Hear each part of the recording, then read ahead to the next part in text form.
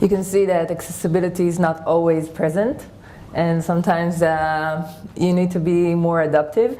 But hopefully in time, and by talking to people, and by rising up the awareness, that we can get to a situation where there's no place you go to where you need to get off your wheelchair to get on your wheelchair. So, yeah.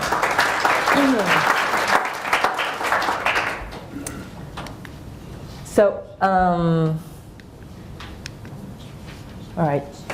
So, as Joanna said, it only happened when I was 24, but I grew up as a basketball player. I played basketball since I was 9 years old, and pretty fast I became very good. And I was representing Israel by the age of 15 in different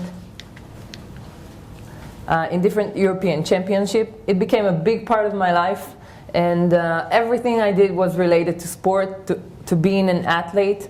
I wanted to be excellent in school, so no one will say, hey, you can't go to your practice, you know, you have to sit down and do your homework. So I wanted to be excellent in everything else in my life so I can be a basketball player. And I did. And I played for the national teams, for the Israeli national team since I was 15. And even through my army service, I was still representing Israel. And about 6 years ago, I was a professional basketball player. I coached young girls and young boys playing basketball. I was a physical therapy student, just finishing my second year of the bachelor degree. I woke up one morning, and 2 hours later, I was completely paralyzed from the chest down. The evening before, I'm talking about 8 hours before, I was still playing basketball. I was running, I was jumping, I was shooting and doing layups. And I wake up, and it's a Thursday, and I'm a student, so I'm getting ready to go to my parents' house to get some food for the next week. And I wake up, and I start to feel very, very sharp pain down my spine. I don't know what's happening yet, but I realize that it's not good because I have troubles breathing. So I lay in my bed, I call the ambulance, and by the time they get to my house, I can't get out of my bed by myself. I need them to carry me up. And I'm in the ambulance, and I'm touching my legs, and I'm trying to feel them, and nothing happens. And I try to move my legs, and nothing happens. And I get to the hospital completely paralyzed from the chest down. Me, that played basketball for 15 years, a physical therapy student. I just got out of 2 months of internship in Carmel Hospital, helping other people, and I'm there in the hospital. And they do all the checkups, and they realize that I had a spinal stroke, which is very, very rare. But what happened is a small vessel just exploded into the epidural lane in my spinal, and just caused the stroke. Blood and oxygen did not get to the cells, and that was it. So I'm there in the surgery operating room on the table, and the doctor, is my teacher from school. And I look at him, and of course he can't remember me, you know, we're a lot of students, but I'm telling him, listen, you were my teacher, and there's only one thing I can tell you. If I know one person in my life, and I'm talking about 7 or 8 hours after the morning, okay? This is the afternoon. If I know one person in my life that can go through this, but overcome, I will choose myself. So you do what you can, and I'll do what I can after. And he looks at me, and he says to the other doctor that was there, please sedate her, okay? Because she doesn't know what she's talking about. So the next morning I wake up, still completely paralyzed from the chest down. And I'm going to stop for a second, because everybody that hear me talk, and even talk to me personally, waits for the sad story now, for the violins, for the sad music, for the depression, for me saying my world changed and the floor opened underneath my feet and I just fell down. I'm sorry, but I can't sell you that story because I'm a very optimistic person, and I was an optimistic person. I was an athlete, a winner, a person that everywhere he goes to tries to be the best he can, or she can. So, what's wrong?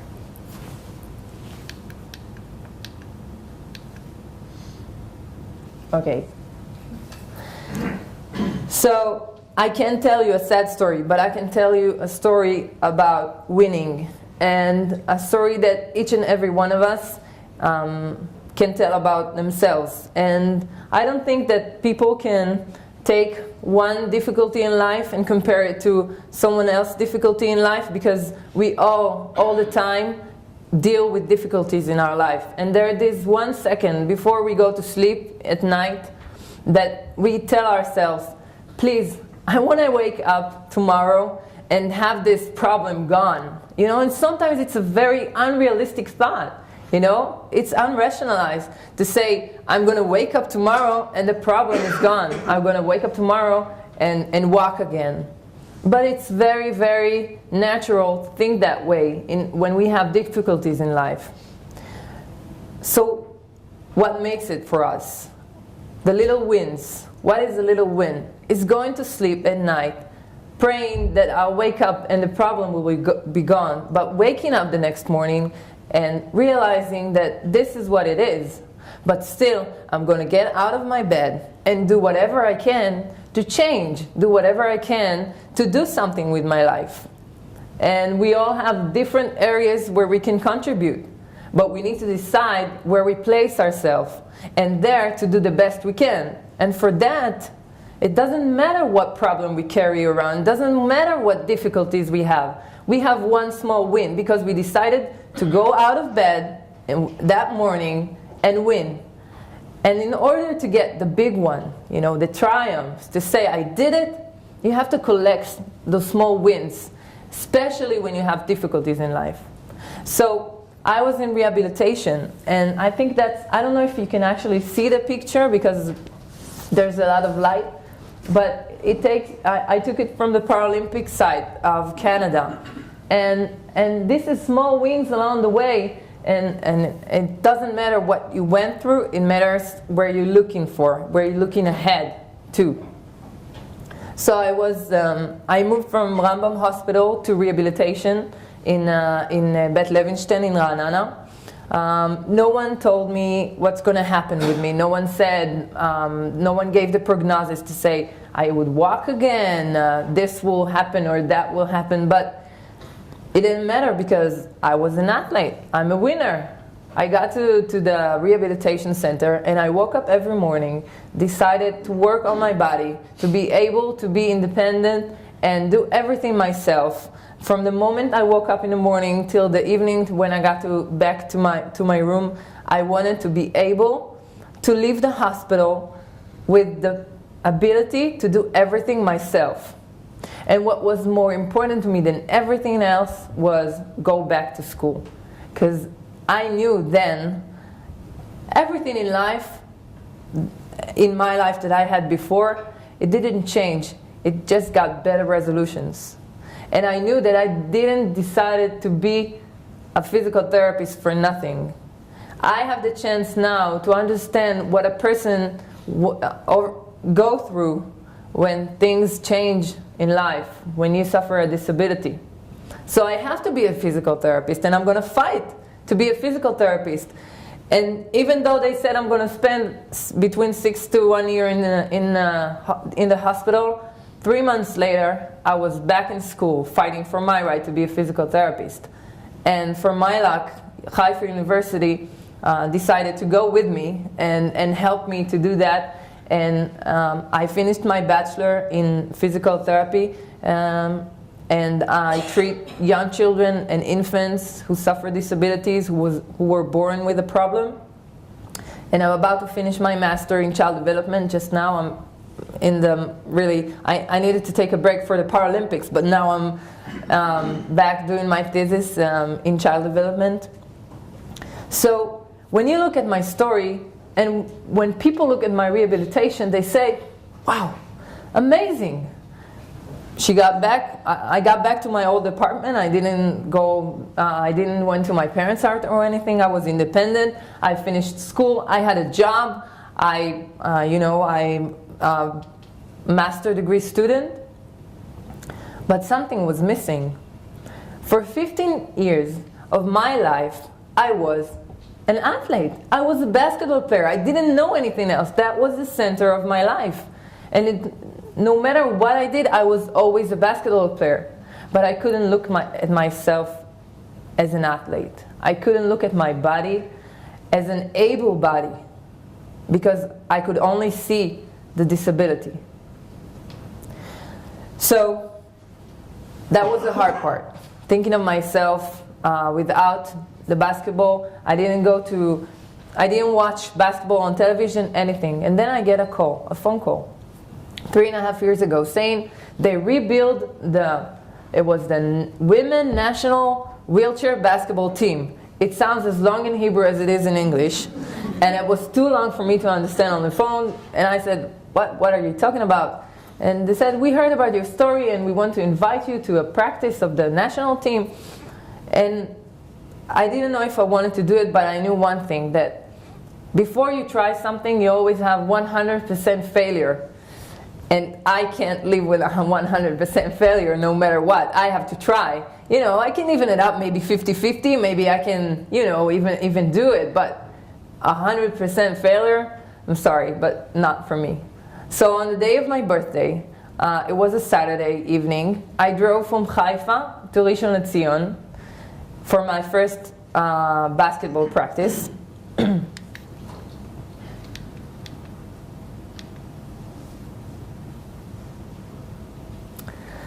And this is where the violins and the music and the slow motion comes, because I fell in love again. I fell in love again with my first love, and there was the ball and the court and the basket, and for me that was it. I knew after a couple of seconds that I'm where I belong. And the most important thing I learned is that when a physical disability becomes an ability, it's much easier to accept it. I couldn't accept my body. I could, do everything, be outside, work, but inside of me, when I looked in the mirror, I couldn't accept my body. When I became an athlete again, that was over. I rehabilitated myself, my image of myself, through basketball. And I'm going to show you a short clip of wheelchair basketball. I'm playing with men in Division 1 in Israel. I play in the European League, and I play in a whole men team and in the national team. Wheelchair basketball is being played on the same court size, same basket, everything is the same. We just sit in a wheelchair and it's much harder. You have to control the chair while you control the ball, while you try to shoot. I hope you can see better than I can. Okay.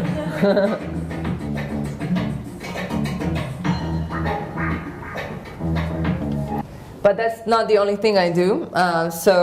About 2 years ago, I knew that the national team couldn't make it to the Paralympics, but the Sport Association in Israel decided that they want to take advantage of my abilities as an athlete to do individual sports, so I started rowing.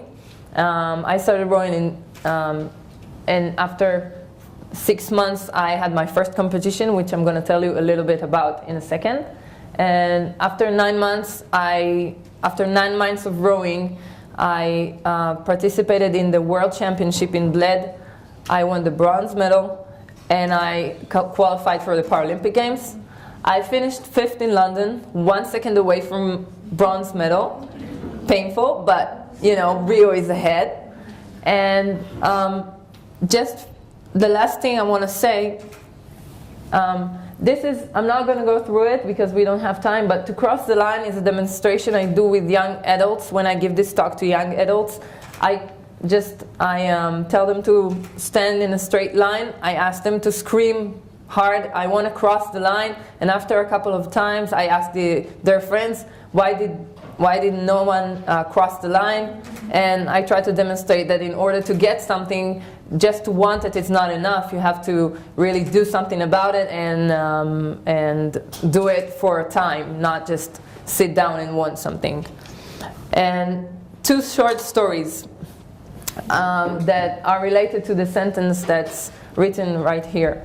The first one is the first competition I ever had was in Munich in rowing. I was the first time after rowing in the Yarkon, small Yarkon River, which has the great Daniel Center for rowing, but still small Yarkon River. I'm going to Munich, a big, huge, where the Olympic were in the past, and I go from the preliminary round to the semifinals, to the finals. I go down to warm up for the finals 7 minutes before they start the race. The most important belt in my boat is just fell off. It fell off. And you can't row without the belt. You have to have it. So it can be an obstacle or a challenge, right? Like it says here. So I decided for it to be a challenge. So I raised my hand and I call for medical help. There's a boat of medical help. I'm a physical therapist. I know how to work with bandages. So I call them. They ask me what's wrong. I say I'm okay, but my boat is a little broken. I take a tape and I just tape it right back. Tape it right back. For 5 minutes, this is what I do. I get to the startup line where my pulse is already 200. I'm sweating. I don't need the race, but I'm here in my first finals and I want to do it, you know? I could have go back and it was fine, you know? I did what I had to do and it's okay, you know? It's legitimate. I didn't have my belt, but no, I want to row. So I'm there with a 200 pulse and they say go and I go. And I can't remember a lot, just the praying, please don't let the belt tear off again. So I'm praying all the way, and I get to the end, and I win the bronze medal. So this is the first story. When you decide, and it's perception. When you look at something and you see an obstacle, I'm not sure you're going to do everything you can. But when you look at it as a challenge, you will do everything you can to overcome it. And just for the finish, I'm going to show you a video of the competition I had in Italy. The first time I won gold, it was in 2012 in May before the Paralympics. I won the gold medal and something happened and I'm going to show you what happened there. I'm waiting.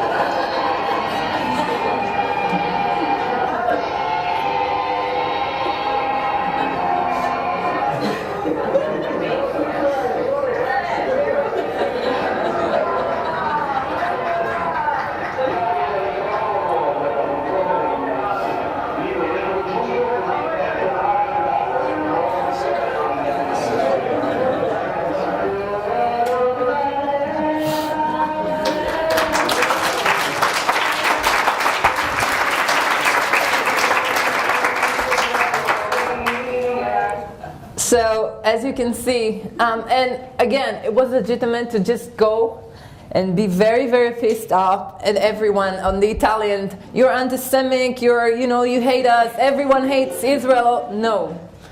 It didn't cross my mind. I said, okay, they don't have the anthem, so give me the mic. I'm going to sing it myself. I want the gold. I want to hear the national anthem of Israel in Italy. I don't care. And after that, people from all the different countries that were there just approached me with tears in their eyes, and they don't understand a word in Hebrew, but they said, we can't imagine a more powerful way to represent your country. And for me, that was everything.